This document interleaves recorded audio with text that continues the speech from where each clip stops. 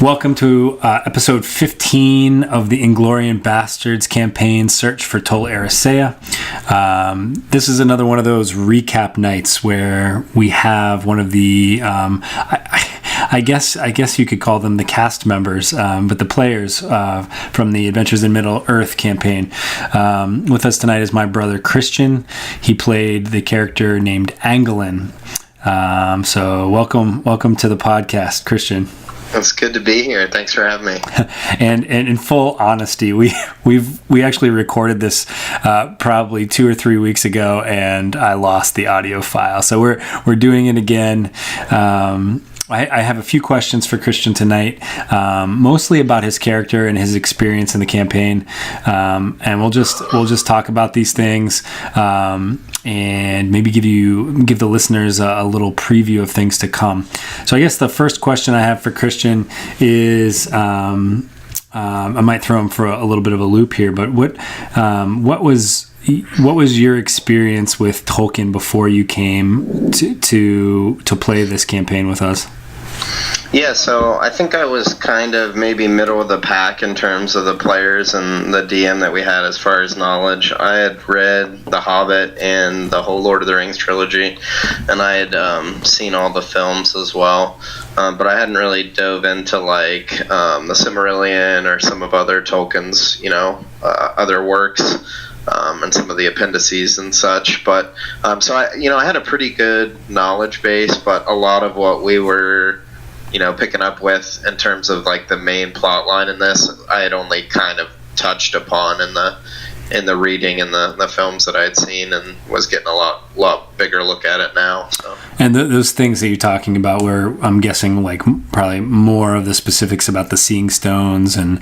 Yeah. So yeah, like obviously those things are mentioned in the books and the films, but we really got to dive into like the backstory and the lore, and I think the Silmarillion touches more on a lot of that, but I hadn't gotten to pick that one up. Yeah. So. And that's one of my favorites. Yeah. Okay, so you have a nice foundation for the campaign, at least in terms of this first part that kind of takes place in Middle-earth proper, right? So what made you pick an elf of Mirkwood as your character? So I had done a couple campaigns with you, not Lord of the Rings campaigns already, and I had done kind of the basic, wizard or fighter or just a regular D&D class. So I wanted to kind of make a character that was different in all aspects for this campaign. So what I came up with was this wood elf scholar, and as we know, the elves are very agile and very elegant. And in terms of combat, the scholar was not super useful. I kind of had to be creative with how I used him, but I also wanted to make his personality different than most elves. He's very kind of awkward and gangly. He still has, that elven agility, but it's just like, maybe the kid that's kind of a social outcast in high school or whatever, but, bumbly, kind of goofy, and I just thought it was a cool way to play an elf, kind of throw the rest of the players off when they met Angolan and let them adjust from there. But I wanted to do something different for sure. So you mentioned he was a social outcast. Now that could have had something to do with an event from his childhood. Is that right? Yeah. So we kind of put, it was, part me, and then you helped me kind of shape what I wanted to do with him, and we kind of had that he had grown up and had lost his family very young, so he was kind of taken under the wing of one of Thranduil's top advisors and scholars, and he had an experience out in Mirkwood with a creature of shadow of sorts, a very powerful, very old creature. It wasn't necessarily an attack, but it really changed and shaped him and kind of pushed him into an obsession about the dark forces and magics of Middle-earth, and he kind of, from that moment forward, spent his entire life searching for shadow lore and dark magic and secrets that unlock that stuff. So. Yeah, and we will touch more on that here in the next few episodes, where the characters start to travel through Mirkwood, and some of that your knowledge base and your experience in the past, your character's experience in the past, comes back in traveling through there. I don't want to give too much away now, but a part of this experience and a part of this Angolan's personality actually contributed to him, and this obsession contributed to him being exiled from the kingdom. Isn't that right?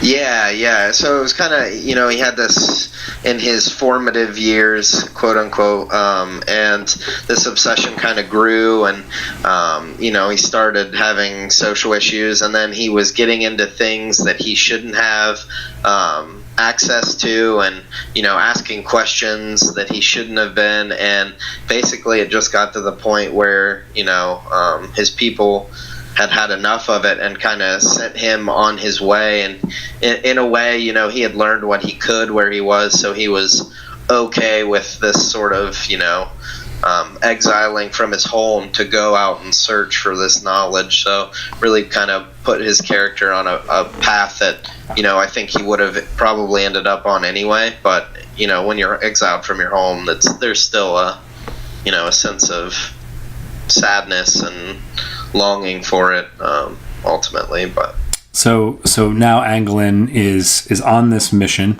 He gets roped into this mission by in Rivendell, I believe. He was sort of a guest of Elrond in Rivendell when the campaign started.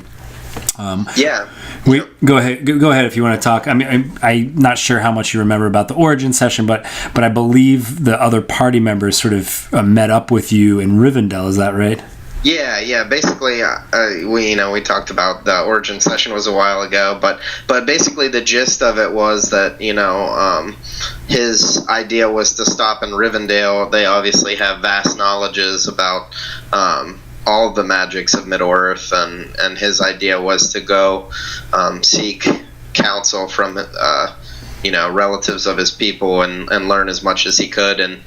And like you said, it just kind of worked out that he had met another member of the group and kind of was pulled into this whole thing, and he kind of realized that this might end up furthering his goal, and he might be able to do some good in the world. So he finds out, I believe Burin and Riken came through the mountain pass and met you in Rivendell, and you were a part of those conversations where it was discovered that the Umbarian pirates had made off with the Elendil stone. And I think that fed right into your character's sort of obsession to jump on board, and you became part of this fellowship. In fact, the only elf member of this fellowship, if you don't count Gildor and Glorian, who put it together. And you find yourself sort of traveling with these people now, and on the outskirts of Mirkwood in Erebor, with the prospect of traveling back through Mirkwood. Any thoughts on that, or any thoughts that Angolan would have had about the last few weeks in his travels? Yeah, well, I think especially setting back on course for his home with this group, and kind of it's kind of coming full circle for him. He has a chance to kind of show that yes, he might have gone the wrong way about his obsessions, but he is doing good in the world and making a difference, and he's on a path of doing something good for his people and the rest of the people of Middle-earth. So I think that's kind of special for him, and just the fact that also he never really fit in his home, and he finds this weird group of individuals from all over Middle-earth, and really they become like his new family or his new home throughout the course of the campaign. So I think that's definitely satisfying for him, and you're starting to see that at this point in the campaign. He's starting to get along with a lot of his fellowship members a lot better, and people are starting to realize his quirks a little bit. So let's step away from Angolan and let's talk in terms of Christian. So tell me, so far in the campaign, and again, this is kind of, we're looking back on the campaign, which we did probably about a year ago at this point. So what was your favorite part up until this point? And of course, the next question will be, what's your favorite part coming up that the listeners have to look forward to? But let's start with that first question. What, up until this point, was it starting off in Bree? Was it the Hobbit turning red with the poison potatoes or whatever he ate? Was it traveling through the mountains? Was it discovering the lost Fane, the Temple of Durin? Was it, traveling across the river into the Withered Heath, battling the dragon, discovering some of these artifacts after you captured or defeated the Umbarian Corsairs? What was it so far? Yeah, so you mentioned so many things, and there's so many different ways to answer that question. I think as far as the story goes, I really enjoy, you had mentioned the Hobbit ingesting the poison when we were potentially being sacrificed to the river goddess. Yeah, the river maiden.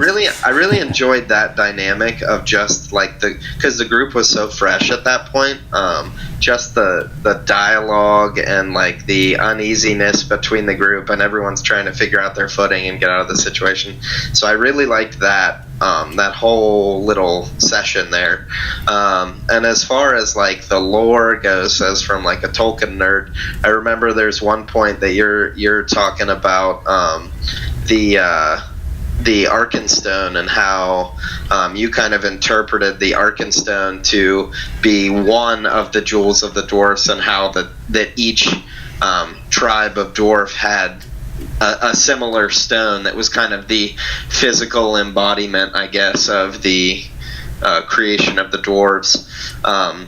And I do have to throw in there, I know we were stepping away from Angolan, but my favorite moment of the campaign as far as Angolan goes is he's been super goofy the whole campaign and like real awkward, and we get in this combat situation, and I just decided that I was going to try and run through everyone and slide off of this ledge and land on this one scout that was trying to go get more people. And I think I rolled like a 19 pure or a 20, or critical 20, and we had this really awesome moment with Goofy Angolan looking like Legolas from the movies, running through and just absolutely destroying this guy, and everyone in the group's kind of jaw dropped. They were like, "What? Where did that come from?" So that's right. I think that was a satisfying moment. If I remember right, that was at the Battle of Rue Limdal, and at the when you guys were helping out the Coldfell army. Yeah, we were flanking, I think, for him. Yeah, exactly. Okay, and that was a fun moment. So looking forward, without giving too much away, is there a particular area of Middle Earth or a group of NPCs or people that they might know from the books or the movies that they have to look forward to? Well, there's definitely some good things that you put in there. Gonna run into the Blue Wizard at one point, so that's a really cool moment. I think the coolest thing from this particular part one of the trilogy that you're doing here, I think the character that I enjoyed watching his arc the most was Riker. Riken. Yeah, Riken. Sorry. Yeah, he went through the ringer, man. And like from day one to the end, it's just like such a crazy transformation. And I think that Josh played him there's that one guy in D&D that can always just stay in his character, and he just perfectly plays it to, no matter what you throw at him, you're like, I'm going to rile him up here and get him going. But no, it's like he played that character perfect, and he went through so much, and I just think the arc of that is like textbook beautiful D&D stuff there. Yeah. So I think keep an eye on his character for sure. Yeah, and that, and some of that will be coming up very, very soon. And Josh, actually, for the last couple of sessions that the listeners have been, if they have listened to, I think, episodes like 11 through 14, Josh was actually out, but we had other people playing his character. But yes, he will be back in episode 16 playing Riken, and yes, his character definitely transforms quite a bit through trauma. yes, just awful trauma, and he weathers it like a beast. Yeah.